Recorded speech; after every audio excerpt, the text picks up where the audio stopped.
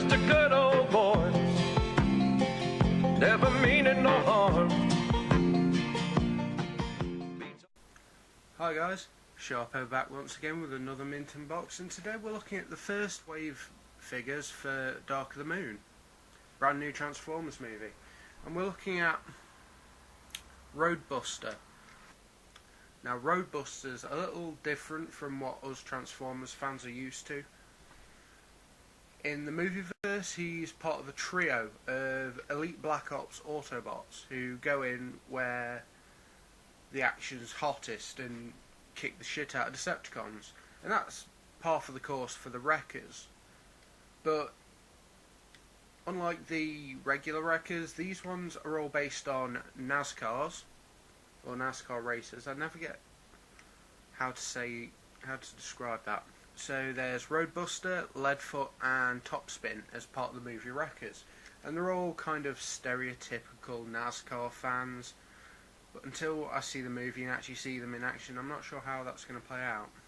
So Roadbuster's a pretty fetching green and white colour scheme. There's some obvious panel line issues with the white, and it could look a lot better, but for the most part it's a very nice figure.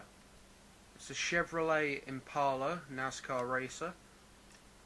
It's got a advert for Amp Energy, which I'm guessing is some sort of energy drink maybe. The National Guard, which is a weird one. I didn't think like the military did endorsements for things like that, but what do I know? And a number 88 and some tiny little writing on it that I cannot read. I mean, the number 88 could stand for something, but I'm guessing it might be a fake number. Hey Sharpo, do you even fucking know who Dale Earnhardt Jr. is? What the hell, Northern? Why are you interrupting my review? Well, pip pip, you tally-ho. I know you're English, but Jeebus, boy, how can you not know who Dale Earnhardt Jr. is? He's the son of the Intimidator, Dale Earnhardt Sr., who sadly died at the Daytona 2001 race on the last lap. He was trying to block for his son and another one of his racers in his team, Michael Waltrip. He ended up dying in that race. It was brutal. Junior hasn't lived up to everybody's expectations. He's won a couple of Busch championships, which is the lower level of NASCAR. You've got NASCAR, which is Nextel now, and then you've got Busch. They change names all the time. Anyway, it's like the junior varsity of NASCAR. But he's done all right, doing better this year. But for the last 7 years, he's been the most popular racer, voted by the fans, and that's what you need to know. Sorry, mate. I didn't know it was a real thing, honest. Wait, how did you interrupt my review? That's not even possible. I'm Blake fucking Northern. I invented the internet, not that gobshite Al Gore. Okay. Well, thanks for stopping by, mate. I've kind of got a review to be getting on with, and I think you do too. Shit, brother, can't I just sit around and watch? It's almost better than the sex my old balls get these days. Yeah, you can stick around if you want, mate. I'll be glad of the company. So getting back to Roadbuster, like I said, very, very nice vehicle mode.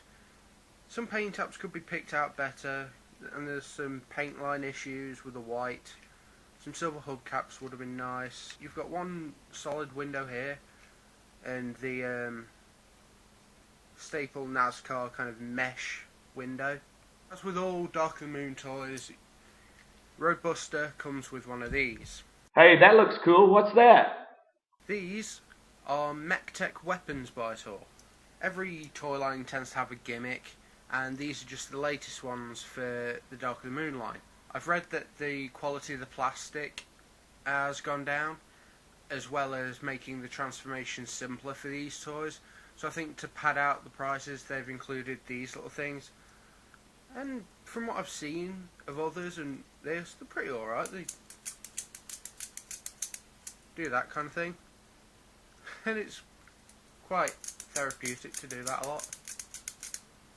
Shame there's no way to hold the chainsaw thing in position, but you can have it. There's a hole right in the centre, and you can just pop that on top and go nuts. And when you pull it back out, the little bit of plastic there pops back into position, which is great because you can still have the gimmick but not have massive holes all over the toy. Anyway, let's transform this bad boy.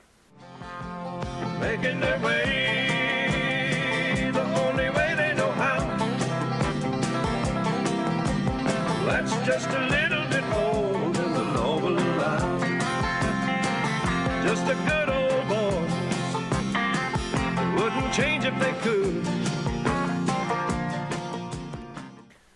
In robot mode, Roadbuster cuts a really impressive figure.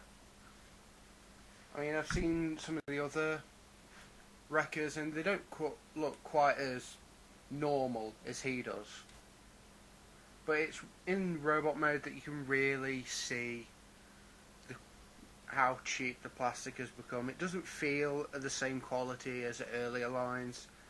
Some of the parts don't fit together all that well. Some of the joints are really tacky. And it's not a great experience, I'll be honest. And just look at the back, it's just all kibble. Man. But the transformation's solid. It's got some great rocket pods up here. And there's some great detailing on his chest. Nice. But really it's just, it does feel a little cheap. And I don't think I'll be buying many more of the Dark of the Moon toys and wait until after the movie rush and then get the more Generation 1 Classics Universe kind of toys start reappearing again, hopefully. His MechTech weapon can attach in robot mode, and you can plug it into his door, and it still activates. And that goes for both sides. There's a tab under the arm which you just push back out, push the peg out, and you can plug that in on the other side. It's a little loose here. Maybe that's just my version, maybe that's a flaw with the mould itself. His head's nicely light piped, but it could be a little better. And there's some nice sculpting detail on there, with the good old boy flat cap and the mullet. I'd buy that for $1. It's good, but it's hampered by a lot of the flaws with the plastic and the paint issues. But at least it's easier to transform than those abominations from the Revenge of the Fallen line. God, that sucked. When transforming a toy takes 25 minutes, you know you've gone overboard. I'd like to thank my good friend Blake Northern for coming along and explaining to my dopey self who Dale Earnhardt Jr. is. It was really informative. Thanks, mate. And you can check out his stuff at the website of Doom, right along here. Great work, Sharpo. I need to check some of those out. That is indeed cement in the box. So, it's goodbye from me, and it's goodbye from him. And peace. See you around. Pokemon is the devil.